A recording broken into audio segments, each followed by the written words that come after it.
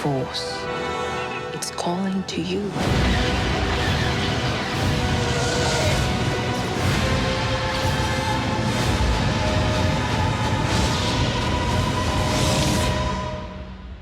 Just let it in.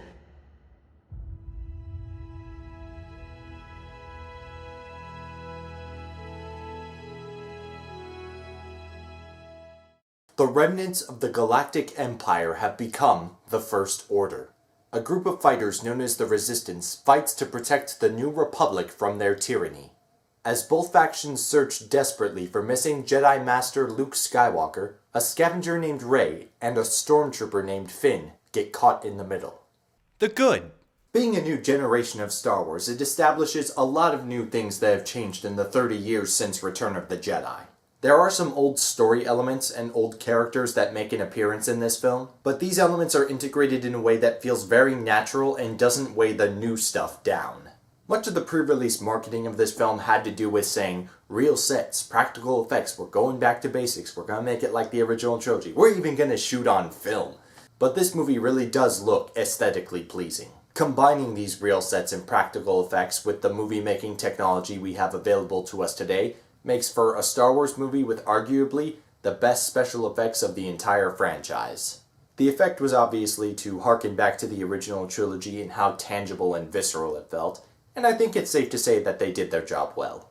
What feels even more genuine are the characters. The emotions in this movie run strong, and that is felt. These characters are really funny as well, when appropriate, and they have incredible chemistry with each other. And that makes it more than easy enough to get invested in the characters. And while I think this is true across the board, I want to give special attention to the way this works out for the villains. In addition to being believably evil, these villains are more complex ones than we've seen in Star Wars previously. And there is a lot of intriguing stuff to discover about them in this movie. On a lighter note, this movie is a lot of fun to watch.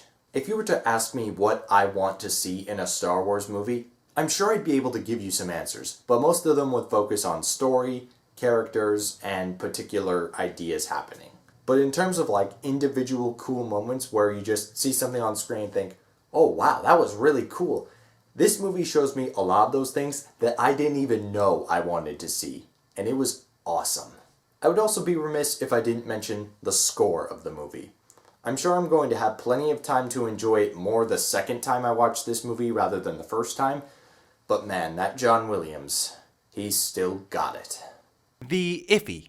A lot of major elements from other Star Wars movies, plot or otherwise, are reused in this movie, and a lot of those moments can be very hard to ignore. That being said, I think that's a testament to how enjoyable the new stuff was, and just how enjoyable the performances and all the other elements of the movie at work. It's a testament to how good they were, because they were good enough for me to just sit there and continue enjoying myself and not really mind that much about the reuse of some of these elements. While it would be an interesting social experiment to see what would happen if somebody was exposed to Episode 7 as their first Star Wars movie, I personally don't think that'd be a very good idea, because the fact remains, the original trilogy is still the best jumping in point to anyone being exposed to Star Wars, and I'm afraid Episode 7, while it doesn't depend hugely on it, I think it's important that you watch the original trilogy before you watch Episode 7. The bad. The complaints I expressed in the iffy category are relatively minor, I would say. There's nothing in this movie that is a huge turnoff. There's not something in this movie that I think just doesn't work at all. The verdict? Before I give my rating, I need to make a couple of disclaimers. This rating may change. I need more time to let Star Wars Episode 7 sink into my psyche, because keep in mind I've spent the last 16 years of my life up to this point obsessing over the other 6 movies, so I feel like I need time to obsess over Episode 7 in a similar manner before I form a full, permanent opinion about it. Now, in terms of effects, performances, emotional investment in the characters, and storytelling on a basic level for all of the new elements in this movie, I think this is the most well-constructed Star Wars film that has ever been made, and it was a very satisfying return for the franchise. This is Detective Steve, and can the overly sensitive fanboy side of the internet stop saying now that Disney is going to ruin Star Wars. I said it 3 years ago when Disney bought the company.